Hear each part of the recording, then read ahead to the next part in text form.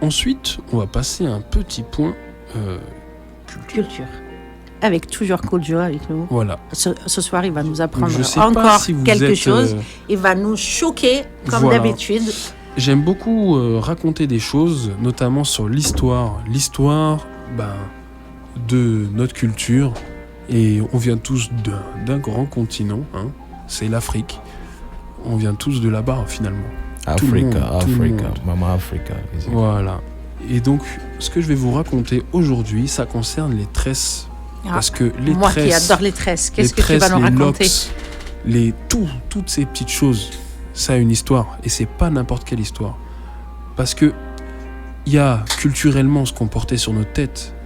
Parce qu'on trouvait ça exprimait vraiment un message, une culture, un pays, une nation. C'était un peu un passeport, une identité qui conservait les ancêtres, notre relation avec la terre, avec nos parents, avec les esprits. Et tout ça, ça a été détruit et ça a été perdu un peu pendant l'esclavage. Voilà.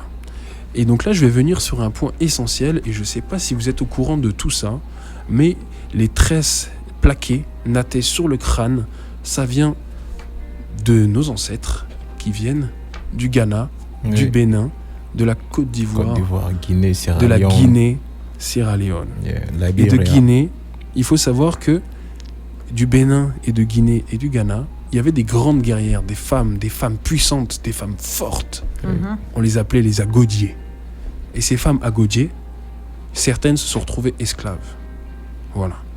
Et en fait, pour se libérer, quand elles étaient emmenées en tant qu'esclaves en Colombie par les colons espagnols, par les colons anglais et par les colonies françaises, dans les dom-toms où ils coupaient la canne, dans les champs de maïs en Colombie, toutes ces femmes, ces grandes femmes fortes, étudiaient les champs, regardaient la nature et ont commencé, et c'est comme ça que les tresses plaquées avec plein de formes que vous voyez aujourd'hui ont une véritable histoire, une véritable identité.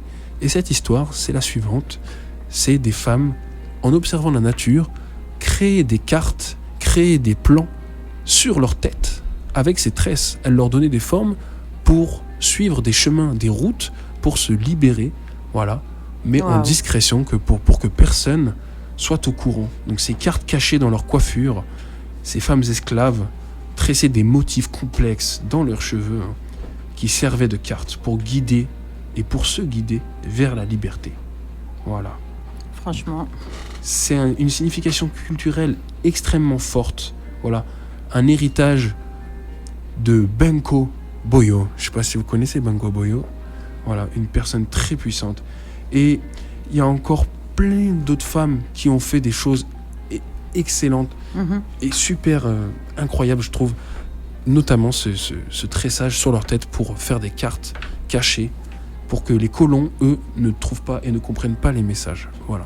Il faut savoir que même les espacements entre les tresses, selon le nombre d'espaces qu'il y avait entre les tresses, ça signifiait le nombre de kilomètres qu'il y avait en suivant la route pour atteindre des points où il y avait des rebelles, et les rebelles qu'on appelait les marrons.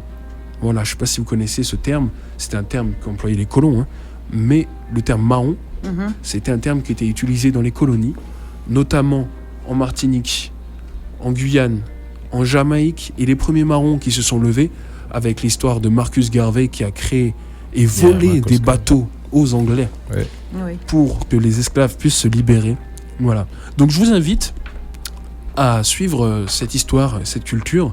Si vous vous intéressez à tout ça, vous pouvez trouver des livres sur Marcus Garvey, sur Frantz Fanon, et vous pourrez voir un peu plus de choses concernant cette histoire, vous renseigner un peu plus. Moi, je suis là en point culture, donc je vous donne des petites graines, je les plante dans votre tête. Merci beaucoup, tu nous as vraiment encore appris quelque chose ce soir. Chercher. Et on est très content aussi d'apprendre des choses dans cette émission. Et voilà, on te remercie pour ça. De rien.